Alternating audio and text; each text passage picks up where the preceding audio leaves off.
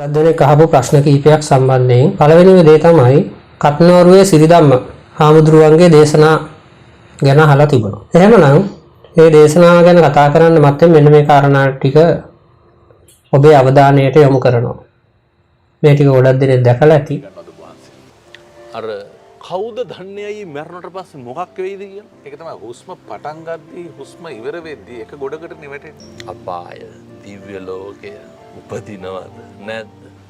Bazaar භාෂාවෙන් කියනවා නම් මම උත්තර දෙන්නේ අපිට මොකද කියලා. මතු ඉපදීම විශ්වාස කරනවද වහන්සේ? ඇත්තනම මේ පුනර්භවය කියන කාරණාවේදී ත්‍රිපිටකයට අනුකූලව පුනර්භවය මම විශ්වාස කරන්නේ නැහැ. ත්‍රිපිටකයට අනුකූලව. හැබැයි මේ හදාගත්ත බුද්ධ ආගමට අනුකූලව විශ්වාස කරනවා.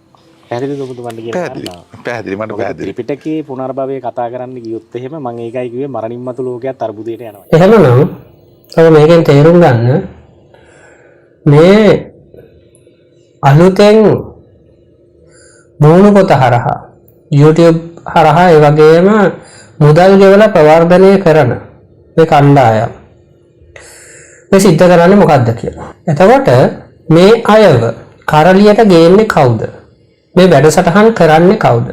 මේ සියල්ලක් කරන්නේ කිතුණුවන්. මේ කිතුණු කණ්ඩායම් හරහා කරලියට ගේන්නෙම ශාසනය විනාශ කරන්න. මෙලොවක් පරලොවක් විශ්වාස කරන්නේ නැත්තේ මරණින් මත්තේ මොනවද වෙන්නේ කියලා අපිට වැඩක් නැහැ කියලා කියනව නම් මෙලොව පරලොව විශ්වාස කරන්නේ නැත්තම් අඩුම තරමේ එහෙම කෙනා සම්මා දිට්ඨියවත් ඉන්නවද කියන එක ඔබ හිතලා බලන්න. ලෝකෝත්තර සම්මා දිට්ඨිය නෙවෙයි ලෞකික සම්මා දිට්ඨියවත් තියෙනවද කියලා. අඩුම තරමේ මෙලොව පරලොව විශ්වාස කරන්නේ නැහැ කියලා කිතුණුවෙක්වත් කියන්නේ නැහැ. හින්දු ආගමිකයෙක්වත් කියන්නේ නැහැ. ඉස්ලාම් ආගමිකයෙක්වත් කියන්නේ නැහැ. ඒ අය කියන්නේ මරණින් මත්තේ දෙවියන් වහන්සේ ළඟට යනවා කියලා, දෙවියෝ ළඟට යනවා කියලා, මෙවුන් කාර්යය ළඟට යනවා කියලා. ඒ කියන්නේ මරණින් මත්තේ ජීවිතයක් තියෙනවා කියලා ඒ අය විශ්වාස කරනවා. එතකොට මොහු ඉන්නේ කොතනද ඒක බලද්දී. ගැමුණු ජයන්ත වන්නිනායක කියන කිතුණුවාගේ නාලිකාවට ගිහිල්ලා ප්‍රසිද්ධිය හොයාගෙන යන්නේ ශාසනයට තියෙන කැක්කුමකටද වෙනත් උමනාවකටද කියලා ඔබ තේරුම් ගන්න. ඔහු අහන ප්‍රශ්නයට ඒ කියන්නේ ගැමුණු ජයන්ත වන්නිනායක අහන ප්‍රශ්නයට දිය යුතු පිළිතුර වෙන්නේ මරණින් මත්තේ මොනවා වෙනවද කියලා අපි කවුරුත් දන්නේ නැහැ.